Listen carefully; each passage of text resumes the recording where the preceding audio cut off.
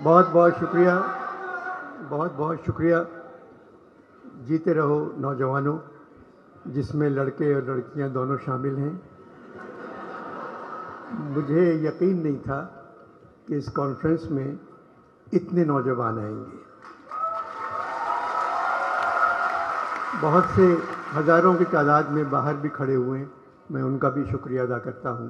लोग कहते थे कि पाकिस्तानी अदब से और सकाफ़त से नौजवानों का कोई ताल्लुक़ नहीं रहा है। वो यहाँ आके देखें कि कितना ताल्लुक़ है। इन 3 दिनों में कितने लोग आए, कितने बच्चे आए, मैं उन सब का शुक्रिया अदा करता हूँ। मैं पिछले 3 दिनों से लाहौर के सबसे पुराने होटल फ्लैटीज़ में ठहरा हुआ हूँ। 1880 में तामीर हुआ था। मेरे कमरे की सफाई करने वाली खातून मेरे ख्याल में इस होटल की पहली मुलाजिमा होंगी।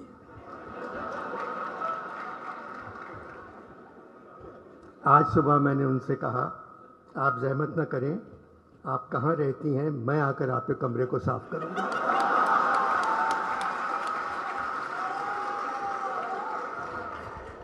खामोश हो गई, फिर कहने लगी, अनवर साहब, बाला घर पर ही रहता है।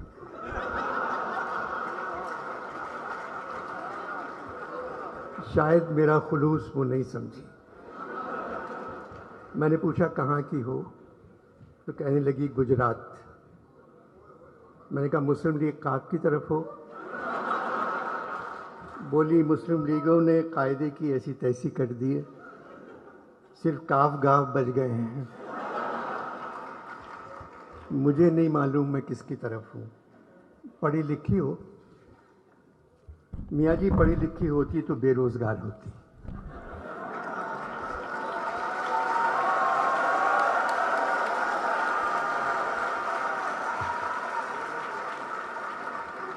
यहाँ तो तनख्वाह मिल जाती है।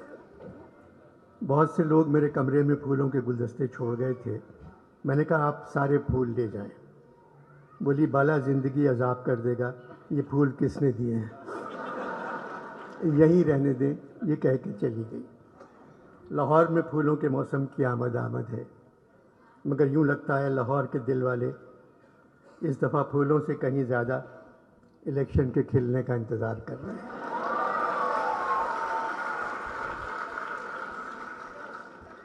इलेक्शन होंगे या नहीं, ये बात ना इलेक्शन कमीशन जानता है, ना सरकार,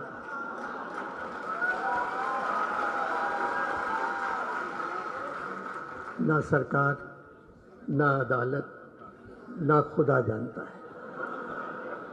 सिर्फ फौज जानती है, मगर वो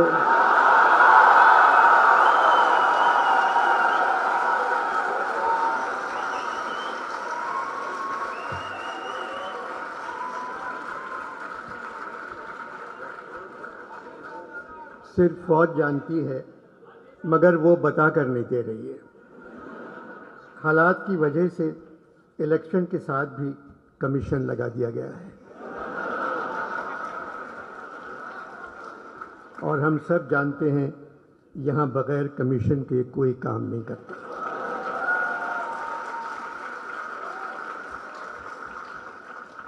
Pakistan literature festival, Karachi art council के सदर मोहम्मद अहमद शाह रंगीले नहीं हैं, बहुत अच्छे इंसान हैं, मज़दूरों से ज़्यादा काम करते हैं, हर सूबे के अदब को ज़िंदा रखना चाहते हैं, जो काम करना चाहते हैं कर गुज़रते हैं। शाह साहब के हाथ से माइक्रोफोन छीनना उतना ही मुश्किल है जैसे छोटे बच्चे के हाथ से झुनझुना।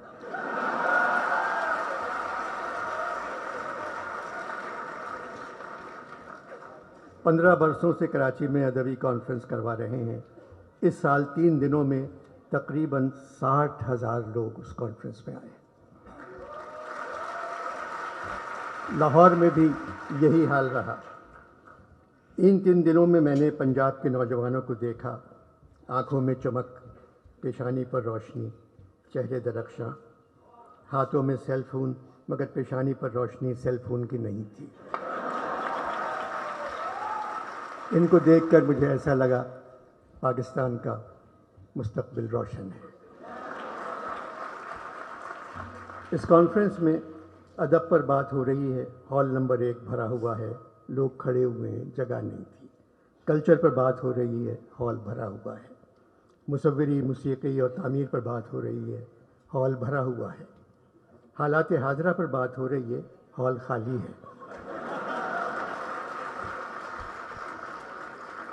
15-20 लोग बैठे हुए थे जिनके रिश्तेदार मौजूदा हुकूमत में हैं।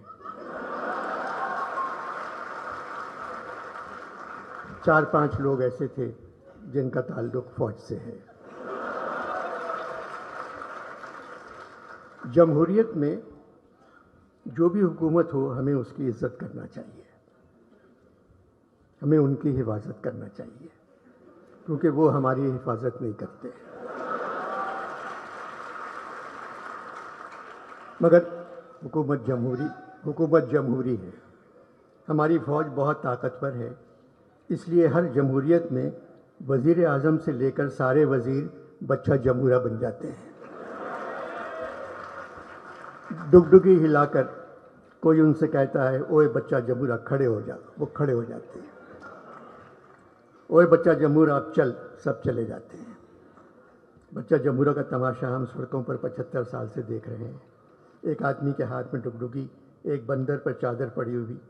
डुगडुगी बजाने वाला उससे जो कहता है बंदर वही करता है। एक थ्योरी है कि इंसान पहले बंदर था, मगर नई थ्योरी ये है पाकिस्तान में जमहूरी हुकूमत में इंसान से बंदर बन जाता है।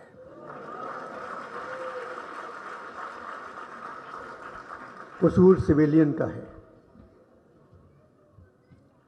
वो कुछ अच्छा काम करके ही नहीं देते।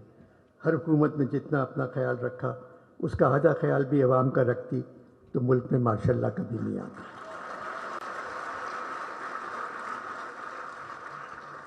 पचहत्तर बरसों में फ़ौज ने तकरीबन 35 बरस हम पर हुकूमत की है। 35 बरस तो यूं ही कह गया, 75 बरसों में तकरीबन 74 बरस फ़ौज ने हम पर हुकूमत की है, आज भी कर रही है। इसमें फ़ौज से कहीं ज़्यादा हमारा कसूर है। फ़ौज हमारी ज़रूरत है, मगर जमहूरी दौर में न जाने क्यों हम फ़ौज की ज़रूरत बन जाते हैं।